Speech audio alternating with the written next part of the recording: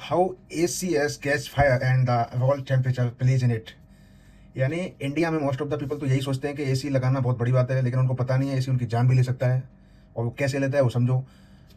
How ACS catch fire, यानी जो air conditioners होते हैं आपके घरों में, वो कैसे आग को पकड़ते हैं, कैसे उनमें आग लग जाती है। And the role temperature plays in it.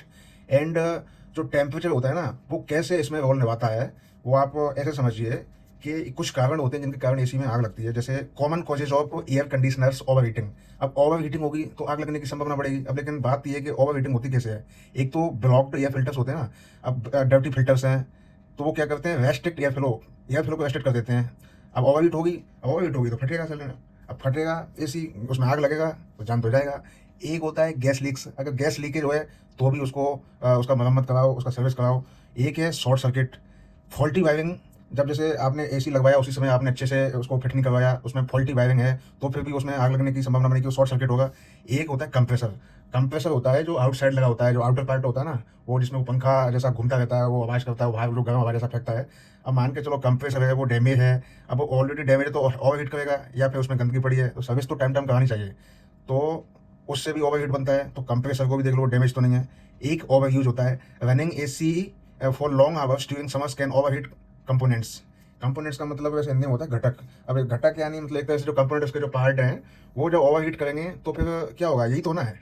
तो इसीलिए इन चीज़ों का ध्यान रखें। Simple safety practice, install stabiliser if electricity frequently fluctuates. अगर अगर जो करंट है ना, करंट आपके घर में जैसे इलेक्ट्रिसिटी, तो अगर वो फ्लक्चुएशन उसका होता है ना, तो फिर आपको स्टेबलाइजर लगाना चाहिए। दूसरा रेगुलर मेंटेनेंस कराते रहना चाहिए। और इंडोर जो आउटडोर वायरिंग कनेक्शन है उनको देखना चाहिए, सिको है कि नहीं है, सब तरह से देखना चाहिए। Clean dust on air filters, जो एयर फिल्टर्स पे जो डस्ट है उसको क्लीन कर देना चाहिए। और set temperature between 24 to 26 degree Celsius. Low temperature settings can stress the machine. अब हम लोग क्या करते हैं कि हम उसको 16 पे चलाते हैं।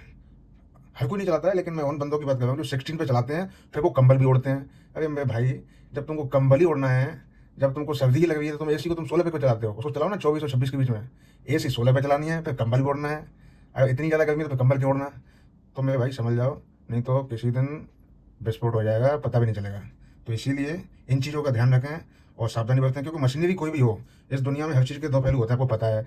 There are two sides of everything. हर सिक्के के दो पहलू होते हैं। तो समझो बात को कि अगर वो आपकी फैसिलिटी सुविधा के लिए है, तो वो कहीं ना कहीं विनाशक भी साबित हो सकती है। तो इसीलिए सावधान रहें, सुरक्षित रहें और महफूज रहें।